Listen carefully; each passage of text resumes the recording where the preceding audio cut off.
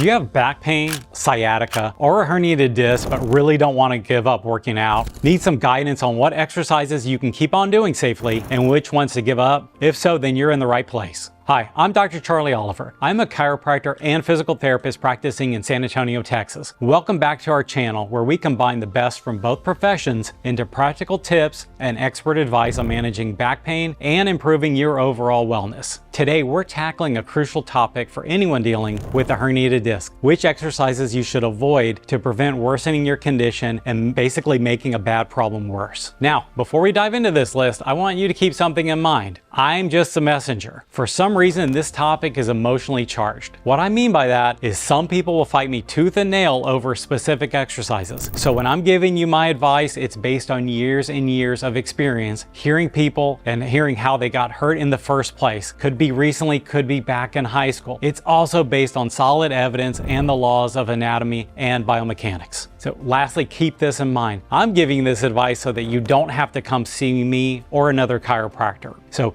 don't hate me, I'm just a messenger. Matter of fact, if you want to keep doing those exercises and you absolutely insist on it, please take down my contact information. I do see new patients. My office is called Comprehensive Chiropractic and Osteopathy. I'm just joking with you, but in all seriousness, don't do these exercises if you don't want to mess your back up. So here it goes. So first up on this list is a deadlift. So while these are fantastic for building strength, they can be a nightmare for your herniated disc. The problem is this: deadlifts require you to lift heavy weights from a position where you've lost that curve in your low back. So this position where the spine's bent forward, it creates tremendous pressure on the disc and pushes it backwards. If you already have a herniated disc, it's going to push it back even further. And if you don't have a herniated disc just yet, it's the best way to get one. If you're incredibly flexible and have great mobility in your hips, and you really can crouch down all the way without losing the arch in your back, then you'll probably be okay. But this is exceedingly rare, especially with men, myself included. Now, if you're absolutely determined to deadlift but need a safer alternative, try stiff-legged deadlifts or RDLs. They're more forgiving on your low back, and at the same time, they give you a great workout.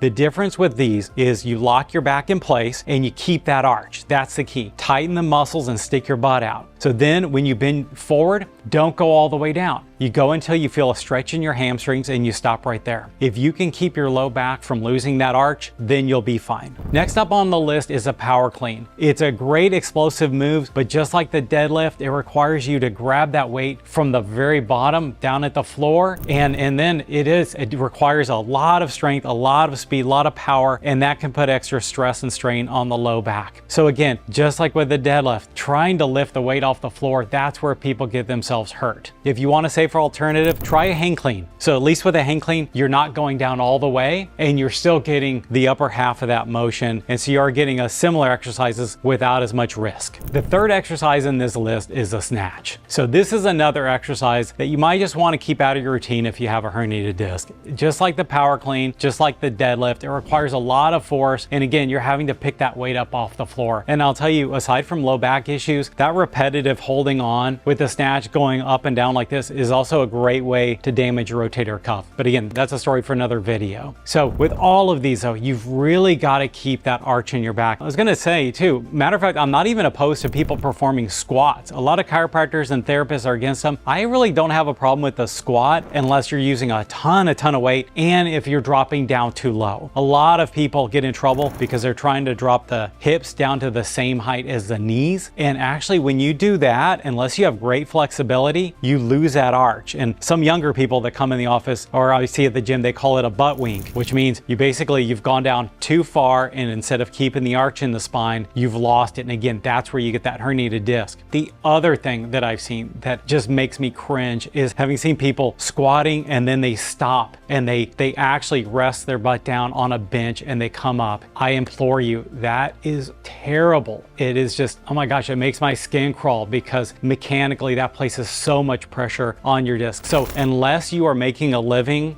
from performing squats and you absolutely need to get every single pound of weight up possible, avoid that at all costs. Lastly, and this one was even a surprise to me until I realized I've seen this at least half a dozen times with people from injuries from it, is the leg press. So normally the leg press is a very safe alternative to squats. There's not as much pressure on you. However, there is one mistake that people make that gets them injured, and that's letting their knees go up too close to their chest. In so doing, they lose the arch. So again, it's similar to a deep squat or a deadlift. So you lose that arch and then you try to push that weight up and bam, you get a herniated disc. So the bottom line is this: your back is crucial. Taking care of it is key to staying active and pain-free. And I'm all for pushing yourself in the gym. I tried to do the same. So trying to turn back the clock, trying to be better than you were in the past, whether there's a year ago or 10 years ago. But what I hate hearing is when patients have made one little mistake trying to become a better version of themselves, and it sets them back to where they can't work out for months due to the injury, or even worse, now they have a lifelong problem to contend with. So if you do avoid these exercises, it is truly rare to hurt yourself in the gym doing anything else. If you found this video helpful, don't forget to give it a thumbs up and subscribe for more tips. Check out our other videos on similar subjects, and if you have suggestions or comments or want me to cover any other topic, drop me a line in the comment section below. As always, have a wonderful day and see you in the next video.